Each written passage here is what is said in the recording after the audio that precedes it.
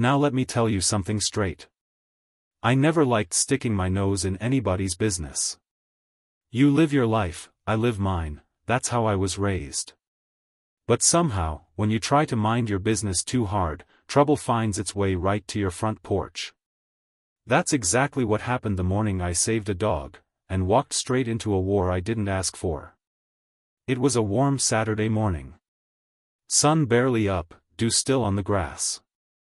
I was out back, feeding the chickens and checking the wire fence I'd reinforced last week. My place, 10 acres of old family land tucked behind a shiny new neighborhood full of manicured lawns and overpriced SUVs, had been peaceful for years. That is, until Karen moved in. Her name really was Karen. Karen Westbrook. President of the HOA. And let me tell you, that woman treated the HOA like it was the Supreme Court and she was judge, jury, and executioner. I was filling up the water trough when I heard barking, loud, panicked. I looked up and saw Karen's little designer mutt dangling halfway through the slats of her fence, stuck like a toddler in a chair. Her mother, sweet older lady visiting from Florida, I think, was outside, calling for help. I didn't think twice. I dropped the bucket, ran across the back lot, hopped the fence, and lifted the poor thing out before it hurt itself. "You okay, ma'am?" I asked, wiping my hands. She looked shaken but grateful.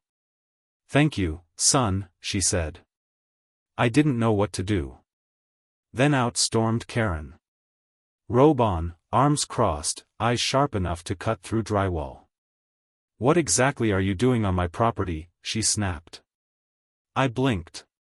"Ma'am, I just helped your mama and your dog." "Your fence. What happens when an elderly farmer rescues his neighbor's dog and gets a destroyed fence and threats in return?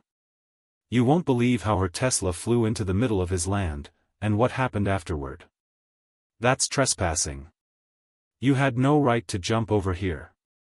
I'll be filing a complaint with the board. Now, I ain't no saint. But that right there? That felt like a slap after handing someone a life jacket. I said nothing. Just nodded and walked away, holding back every word I wanted to say. Because I've learned, some folks don't argue, they just attack quietly later. And boy, did she. The next day, a letter from the HOA was stuffed into my mailbox, crumpled, unsealed, and rude as all get out. Unauthorized perimeter construction. Landscaping violations. Code review scheduled. Code review? My fence had been there since my uncle built it in '94. Landscaping violations? I had flowers growing in tractor tires, you know, like folks do in the country. Suddenly, it was a problem. I tried reasoning. I sent an email, polite and clear. No response. Instead, I came home the next week to find Karen and two of her compliance officers, a guy named Brent and some woman in cargo shorts, measuring my back fence with a metal tape and writing things down like I was being surveyed for prison space. I stepped outside. "Can I help you with something?" I asked. Karen didn't even look up. "Your fence crosses the HOA property line by 6.2 inches. We'll be notifying code enforcement." "You mean the same fence that's been standing for 30 years? I asked. She smiled without her eyes. History doesn't justify non-compliance. That's when I realized. This wasn't about fences. This wasn't about property lines or some rulebook printed in 2006. This was personal. She didn't like that I jumped her fence, even to save her dog. She didn't like that I lived here before the neighborhood even had curbs. She didn't like that my land was mine and she couldn't control it. And when a person like that doesn't have control, they try to break what they can't own. A week later, the situation escalated. I walked out back with my coffee and found part of my fence, gone. Gone like someone took bolt cutters to it in the dead of night. For posts ripped out, wires cut and curled like angry metal snakes. And guess what? Right beyond the opening, tire tracks, leading straight to Karen's Tesla, parked not in her driveway, but half on my land. That morning I walked over, knocked on her door, calm as I could manage. She answered like she had been expecting me. "You removed my fence," I said, plain and simple. She didn't flinch. That fence was illegal. It was obstructing HOA managed access space. We made an adjustment. You came onto my land and destroyed my property. Her lips curled into that tight, smug line again. Actually, that land's under review. If it falls within HOA boundaries, it becomes communal. I'm simply exercising my right to protect community interests. Now, I'm a grown man. I pay my taxes. I served in the army, I built my home, I raised kids who now have homes of their own. But standing there, listening to this woman tell me she had a right to carve up my family land like it was a salad? Something inside me cracked. I filed a police report. The officer who showed up was polite, younger fella, nervous. He took pictures. Wrote notes. But when I asked if anything would come of it, he gave me that look, the one that says, "Don't get your hopes up." Karen had influence. She was the type who brought cookies to city council meetings and made small donations to local campaigns. She knew how to work the system, and the system? It loved people like her. But me? I wasn't about to let that slide. I went and got a new security camera system the same day. Installed the thing myself before sundown. Motion sensors, wide-angle lenses, cloud backup, the works. I wanted proof. Not for the cops, not for the HOA, for me. Because when you're fighting people like Karen, you need every receipt. And let me tell you, what I caught on camera over the next 48 hours? It made my blood boil. Now let me paint you a picture of what it feels like when somebody chips away at your home. Not just your land, not just your fence, but your peace, your dignity. That's where I was. Karen wasn't just trimming hedges, she was testing how far she could go before I broke. But she didn't know me well enough. I told you I installed cameras, right? Top tier, wide angle, night vision. The whole backyard was covered. And what those cameras showed me 2 nights later. Man, it turned my stomach. It was just past midnight. On the footage, you see Karen's Tesla creeping up the side of my property, headlights off like she was in some stealth operation. Then out comes Brent again, HOA's personal errand boy, with what looked like a pair of bolt cutters and a flashlight. They weren't just trimming a fence anymore. They were taking whole sections down and tossing them in the back of Karen's SUV like they were hauling off scrap metal. You know what that means? They weren't even trying to hide it. They thought I'd just swallow it, take it like some old fool too tired to fight back. That same morning, I put together a USB drive with the footage, printed still shots, and walked myself right into the local sheriff's department. And let me tell you, when the officer on duty watched those clips, his eyes went wide. "Well, sir," he said, "this is clear destruction of property. That's criminal. You sure you want to press charges?" I looked him dead in the face. "Let me ask you this, if I tore up her Tesla the same way she tore up my fence, how fast would you be at my door?" He didn't answer. He didn't have to. He took my statement, promised to escalate it, and filed it under an incident report. But even then, I could feel the hesitation. See, folks like Karen? They don't just play dirty, they play political. And she'd already greased enough palms to make it slippery for a man like me. So I took it one step further. I made copies of the footage and handed them out at the next HOA meeting. I didn't say a word when I walked in. I let the video speak for itself. The room went silent when Karen's car popped up on the projector screen. There she was, bold as daylight, hauling off my property, with Brent right behind her, looking like they were moving bodies instead of fence panels. Gasps. A few chuckles. Then Karen stood up, smooth, collected, and said the one thing I didn't expect. That footage is taken without HOA consent. It cannot be used in this forum. I nearly laughed out loud. Consent? Lady, this ain't a reality show. This is my land, my fence, my camera. Ain't nobody need permission to protect what's theirs. But she kept pushing. We were acting on behalf of the neighborhood. That fence was a hazard. A hazard? To what? Her ego? That's when another resident stood up. Her name was Donna. Sweet lady, always wore church hats and knew everybody's birthdays. I saw them too, she said, her voice shaky but clear. I live 2 houses down. They've been cutting through his yard for weeks. And he never once complained. Until now. That flipped the room. One by one, neighbors started speaking up. About how Karen fined them for having Christmas lights up too long. About how she threatened to have their birdbath removed for being non-compliant. One man said she tried to charge him for painting his garage the wrong shade of beige. I just sat there and listened. Because sometimes, when people finally open their eyes, you don't need to yell. You just need to let the truth echo. But you think Karen backed down? Nah. She doubled down.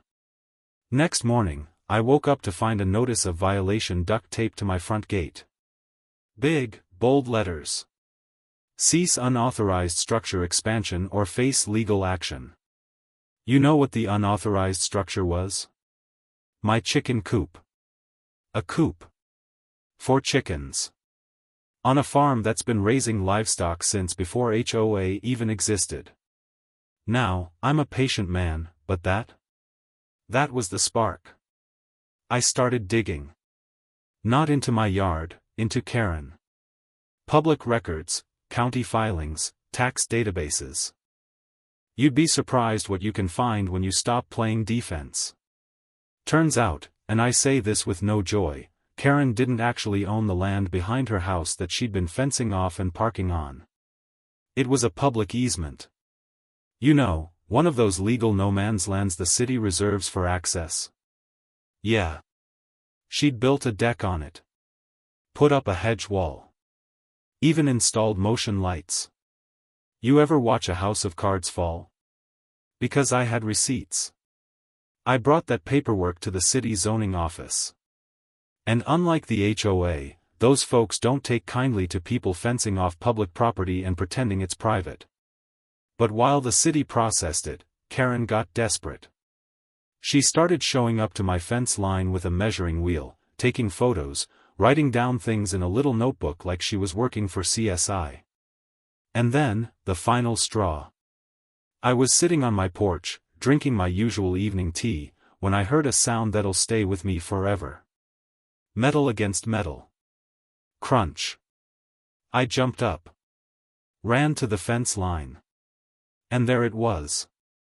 Karen's Tesla, parked halfway into my yard, nose first through what was left of my fence.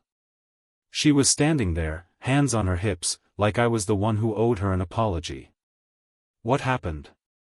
I asked, staring at the wreck. The brakes didn't respond, she said. And your fence shouldn't have been here anyway. She didn't even say sorry. Just stood there, waiting for me to roll over. I didn't. I picked up my phone, dialed the sheriff again, and said the words I'd been holding in for weeks. It's time. Let me tell you, the sound of a Tesla chewing through your fence like a hot knife through butter ain't something you forget. I stood there, one foot in the grass, one hand gripping my porch rail, just staring. Karen was pacing like it was my job to explain why her car ended up inside my yard. That woman had the nerve to act like the fence jumped in front of her. I told you that structure was non-compliant, she said, straightening her blouse like she was headed to brunch, not standing in front of a wreck. You ever been so mad, you just go calm? That's where I was. Not yelling. Not clenching. Just cold, focused, and done playing neighborly. I didn't raise my voice. I didn't argue.